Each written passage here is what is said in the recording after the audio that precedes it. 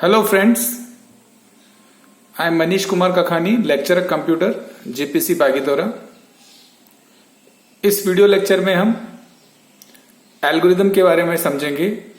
ये topic subject code CS 301 unit 1 का topic है। सबसे पहले हम समझते हैं कि एल्गोरिदम क्या होता है। What is an algorithm? An algorithm is step by step procedure to solve a given problem. कोई भी प्रॉब्लम को सॉल्व करने का जो स्टेप बाय स्टेप प्रोसीजर होता है उसी को हम एल्गोरिदम कहते हैं।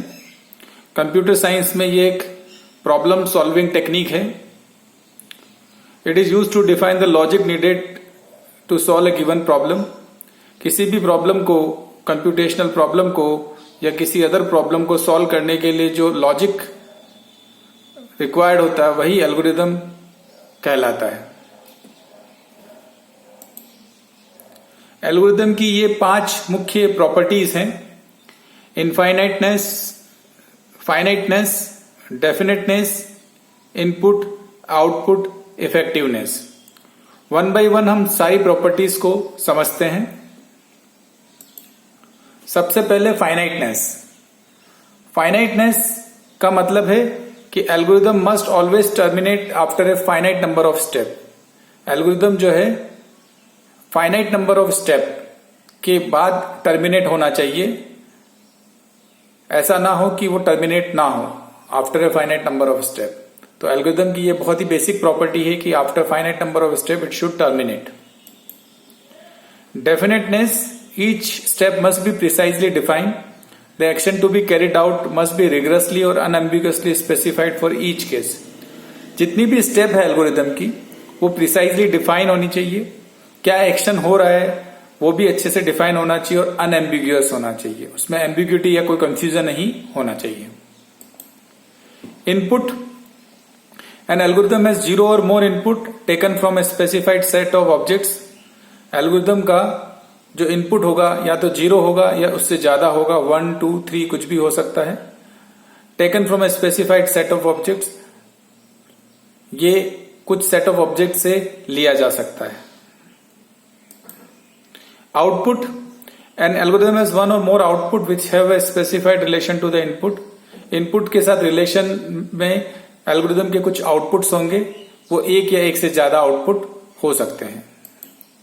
Effectiveness, all operation to be perform must be sufficiently basic that they can be done exactly in finite length. जो एल्गोरिदम है वो इफेक्टिव होना चाहिए और जो इसके ऑपरेशन है वो इतने बेसिक होने चाहिए कि वो हमारे एल्गोरिदम को अच्छे से इफेक्टिवली परफॉर्म करवाएं। अब हम एल्गोरिदम को एक्सप्रेस कैसे करते हैं इसके बारे में समझते हैं। एल्गोरिदम को एक्सप्रेस करने के लिए हमारे पास 4 मुख्य मेथड हैं। एक है नेचुरल लैंग्वेज जैसे हिंदी, इंग्लिश। दूसरा है फ्लो चार्ट जो एक पिक्टोरियल रिप्रेजेंटेशन होता है। तीसरा है सूडो कोड जो इंग्लिश लाइक सिंटेक्स होता है। चौथा है प्रोग्रामिंग लैंग्वेज जिसमें हम स्पेसिफाइड कोड लिखते हैं, C++, जावा आदि लैंग्वेजेस में। Natural language, writing an algorithm in a simple English language. किसी भी एक भाषा में जो नेचुरल लैंग्वेज है उसमें एल्गोरिदम को लिखना ही ये मेथड नेचुरल लैंग्वेज मेथड कहलाता है। जैसे कुकिंग की रेसिपी, जैसे मैनुअल ऑफ इलेक्ट्रॉनिक गैजेट, ये भी एक तरह के एल्गोरिदम है क्योंकि हम स्टेप बाय स्टेप मेथड से उसकी वर्किंग को या प्रोसेस को समझाते हैं। रेसिपी ऑफ टी, ये भी एक एल्गोरिदम है। Add water in a pan, add sugar, tea leaves and spices, bring to boil and simmer for a minute or so, add milk, bring to boil and simmer for 3 to 5 minutes and strain tea in teapot। तो ये जो steps हैं इसके through हम एक T को prepare करते हैं। ये टी को प्रिपेयर करने की रेसिपी है। तो ये एक नेचुरल लैंग्वेज में लिखी गई एल्गोरिदम है।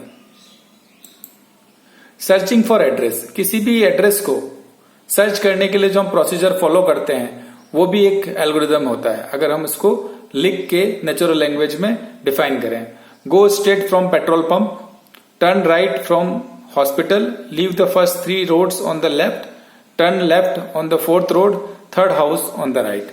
सो ये एक जो एड्रेस को सर्च करने का प्रोसीजर है ये भी एक एल्गोरिदम है।